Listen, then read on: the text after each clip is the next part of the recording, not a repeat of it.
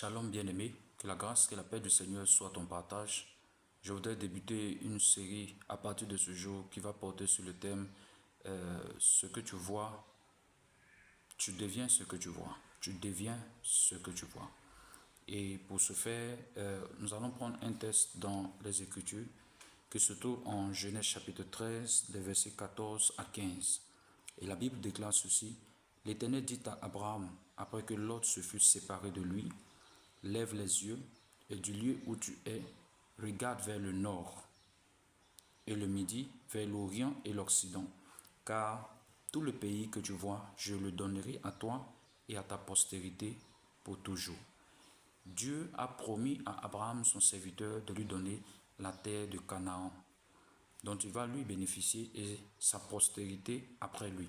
Et voilà que le Seigneur de lui dit que, mais Abraham, si tu veux prendre possession de ce que je t'ai promis, tu vas devoir faire une chose, c'est que tu vas devoir te déplacer, Abraham, quitter l'endroit où tu te trouves pour aller sur cette terre de Canaan, dans le but d'aller voir cette terre, dans le but d'aller la regarder.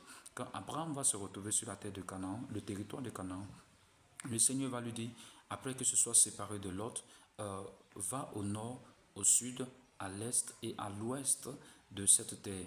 Et tout ce que tu verras, tout ce que tu vas voir, moi Dieu, je vais te le donner.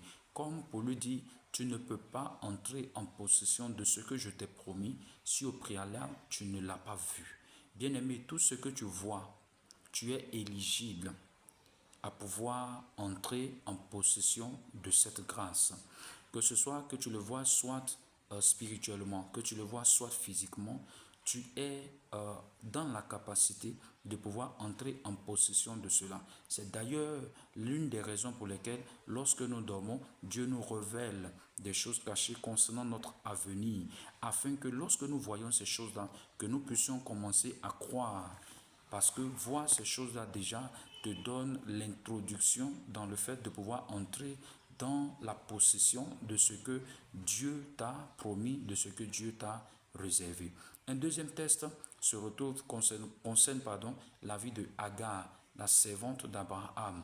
Lorsque elle a commencé à narguer Sarah et que Sarah a demandé à ce qu'elle puisse partir de la maison, elle va partir avec une gourde d'eau dans laquelle elle avait de l'eau pour elle et pour son fils Ismaël.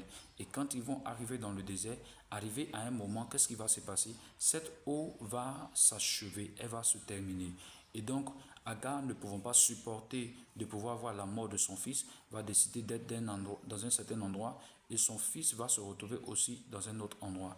Et l'ange va entendre la voix d'Ismaël et va venir dire à Agar, qu'est-ce qu'il y a? J'ai entendu la voix d'Ismaël. Et il va lui dire, tu as besoin d'eau. Et elle va parler avec lui et il va lui dire, concernant le fait que tu aies besoin d'eau, voilà, tes yeux sont ouverts et le Seigneur ouvrit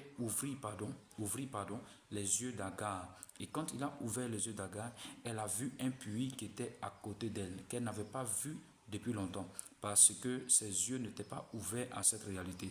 Tout ce que tes yeux n'arrivent pas à voir, tu n'es pas capable de pouvoir entrer en possession de cela, tu n'es pas capable de pouvoir profiter de cette grâce. Le puits était à côté d'elle, mais parce qu'elle ne le voyait pas, elle était dans un manque concernant l'eau. Il y a des choses qui sont dans ta vie que Dieu a disposées et qui ont la capacité de transformer ta vie pour le meilleur. Mais comme tes yeux ne sont pas encore ouverts sur cette réalité, tu as le sentiment que Dieu ne t'a pas donné beaucoup de choses, alors que Dieu a déjà mis en toi tout ce qu'il te faut pour que ta vie puisse réussir, ta vie puisse expérimenter la gloire de Dieu. La solution se retrouvait à côté d'Agar. Mais comme ses yeux n'étaient pas ouverts à cette réalité, elle n'avait pas la capacité de pouvoir expérimenter le changement. Donc, pour que l'ange puisse changer la vie d'Agar, il a d'abord changé la vision d'Agar. Il a ouvert les yeux d'Agar pour que ses yeux puissent voir dans une nouvelle dimension.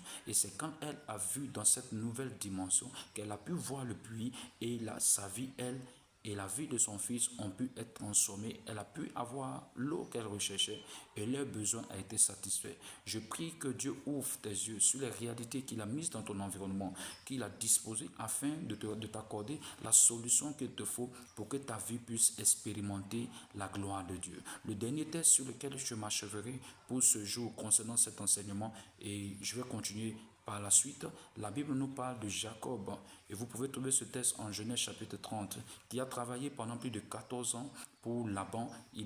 Laban c'était son oncle, mais il était au service de Laban, et il travaillait pour lui parce que Jacob était un berger. Et voilà ce qui va se passer pendant toute cette période. Sa situation financière n'était pas trop stable parce que Laban avait changé son salaire à 10 reprises. Et la Bible nous dit qu'ils vont tomber d'accord les deux sur une chose. Et qu'est-ce qui va se passer?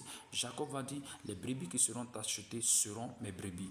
Et les brebis qui ne seront pas marquées, Laban seront tes brebis. Et Dieu va se révéler à Jacob en lui disant, qu'est-ce que tu feras? Voilà, prends une branche de peuplier, mets des bandes sur cette branche-là et mets cette branche au bord d'un abreuvoir. Alors que cette branche sera au bord de l'abreuvoir et que les brebis viendront là pour pouvoir s'abreuver et que leurs yeux seront en contact avec les branches que tu as pelées et quand elles vont entrer en chaleur, quand elles vont aller concernant l'accouplement, qu'est-ce qui va se passer? Les petits qui vont découler de cet accouplement seront des petits qui seront achetés, qui seront marqués. Dieu lui dit pour que les brebis là puissent avoir des brebis marquées, parce que cela n'était pas dans le gène, il fallait qu'elles puissent voir les branches qui étaient pelées.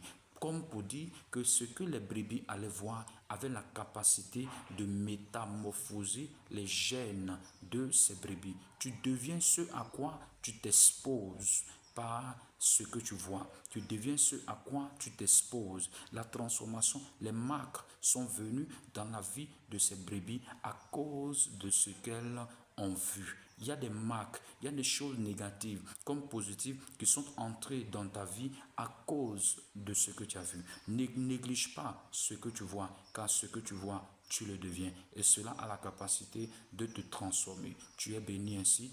Reste connecté sur cette page, la page, afin de pouvoir suivre la suite de cet enseignement. Que la grâce de Dieu soit ton partage, que la main du Seigneur te visite de là où tu es. Amen.